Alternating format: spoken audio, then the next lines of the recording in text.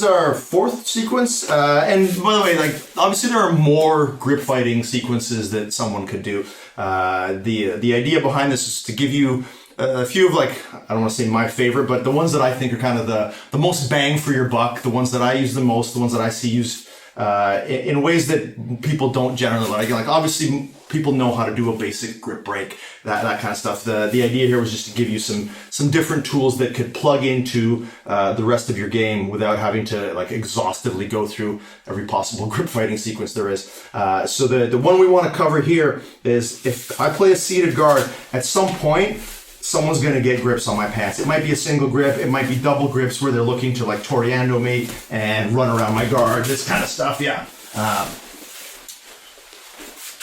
Anytime this occurs, anytime somebody keeps a bit of a distance and then gets in and gets either a cross grip or this sort of grip, their collar will be less defended. If they were reaching with only the one side, then if I were to go here, they would be able to, like, hand fight for sure. But if let's cover that. If somebody's reaching with a single grip and I want to get this cross collar, I'm not going to go for the collar. If I go for the collar, he defends, exactly. What I am going to do is go for his hand. He's not going to let me get that hand, and that's when I'm going to get his collar. So this is a simple way of dealing with it if it's just a one-handed grip, or if it were like a sort of cross grip like this. Again, I go for the hands, and then I get the collar. So whether he pulls his hand away or he doesn't, I'm getting, like, if he engages with me, cool, I've got your collar. All right, so either way, I've got some access to the collar, whichever hand he gives me. If he gives me this hand only, I'm reaching here, and then if I were to, let's say, have him intercept my hand, I would grip and then grip switch. So no matter what, I'm getting an opposite collar. If he gets both, then it's pretty easy. I just grab whichever collar I want. And that's usually like, I shouldn't say usually, because some people do use, like, a single grip, but usually what people want is they want both and they want to start running their Toriando route. So I'm immediately going to take this cross collar grip. Whichever hip I happen to be on. If I'm taking a left-handed grip, I'm going to be on my right hip. If I'm taking a right-handed grip, I'm going to be on my left hip.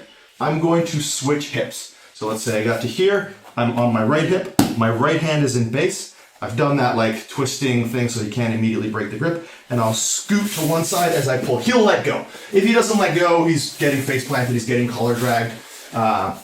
When we get more into some of the Kazushi stuff, we'll talk more about the collar drag and how we can follow up on it. But the response is simply whatever, somebody gets a grip, I take a cross collar grip, and I just shift my hips.